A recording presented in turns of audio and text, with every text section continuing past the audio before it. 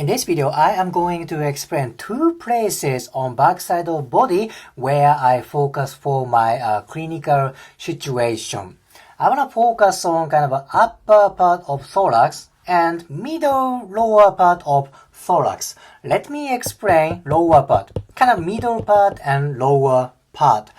I usually focus around rib around 8, 9, 10. Just around this area, rib 8, 9, and 10. If you think about what kind of muscles there are, you understand how important this area is. In general, of course, there is back muscles such as erector spinae,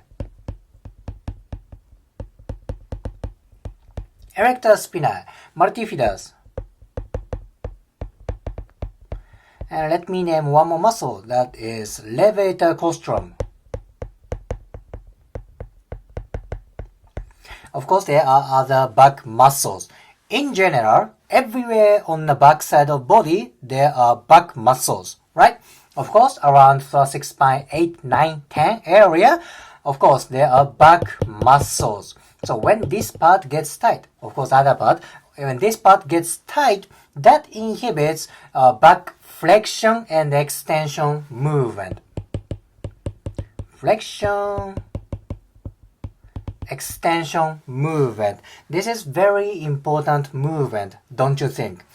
Plus, if this area gets tight, I feel somebody's side bend and rotational movement are also inhibited.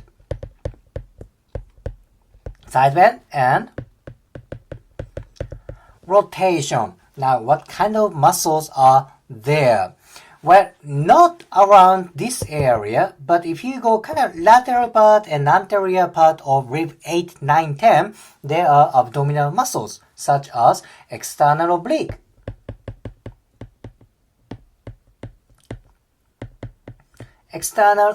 So around this area, 8, 9, 10 area get tight. That inhibits side bend movement and rotational movement. When I do myofascial release around this area, my patients, my clients' rotational movement, side bend movement increase drastically. Maybe there is biomechanical literature about importance around this area, but biomechanics is not my strong point, so I don't focus on the literature and biomechanical thing. From my experience, when I do myofascial release here, core movement increases drastically. Okay. Then one more information. What kind of muscles are there besides back muscles? Well, there is intercostal muscles.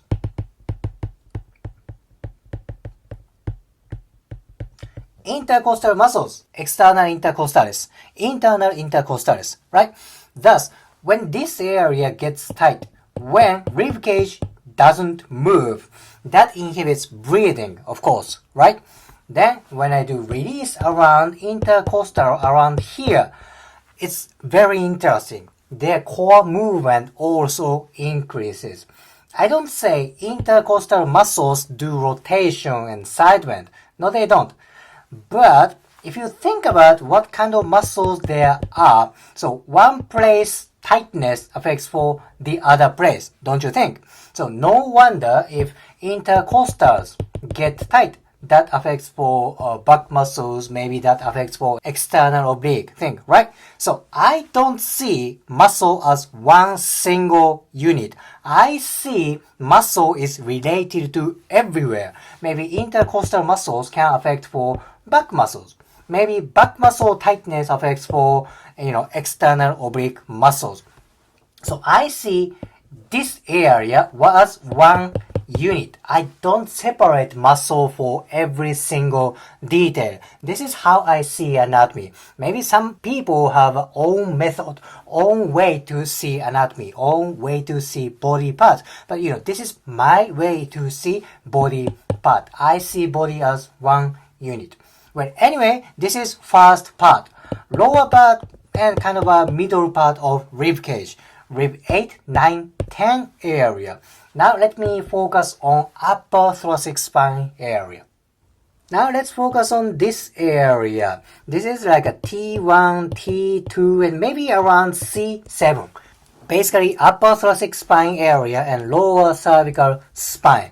Now, what kind of muscles are there? Basically, back muscles, such as middle part, lower part of thoracic spines. Of course, there are back muscles. Anything else? There's like a rhomboid. Rhomboid minor, rhomboid major is there.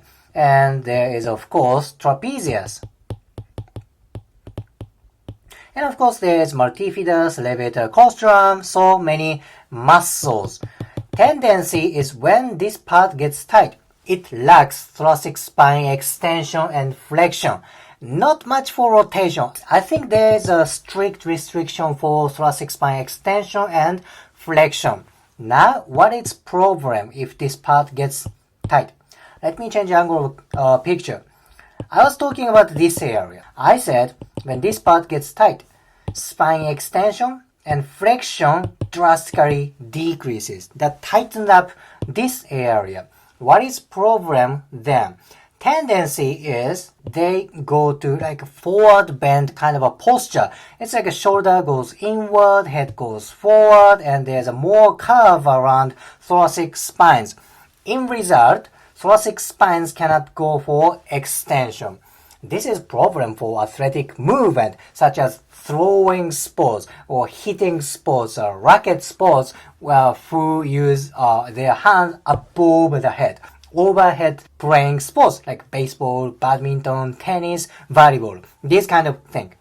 So, thoracic spine extension is so important for throwing movement. What if they cannot use thoracic spine extension? There should be compensation somewhere. Where is that? That is anterior part of shoulder. Think about it. When you are about to throw a thing, you need extension for thoracic spines. But what if you lack extension? Your shoulder joint needs to move more than it should be. Then, mechanically, anterior shoulder takes a lot of stress. Then what's going to happen? There is a chance for torn ligament or injured labrum. Labrum is kind of a shock absorbing system around shoulder joint. Labrum torn is severe thing for throwing sports athlete. That is why adequate flexibility around upper thoracic spines, lower cervical spine is crucial for throwing sports. Thoracic spine does not directly attach to shoulder joint. Of course, this is spine, this is shoulder joint. They don't attach each other, right? But mechanically, indirectly, flexibility of thoracic spine is so important for shoulder joint. In today's video, I explained 2 places I focus in my clinical experience. First place is middle lower part of ribcage thoracic spines, particularly around rib 8, 9, 10. Second part, I explained how important upper thoracic spines and lower cervical spine area is.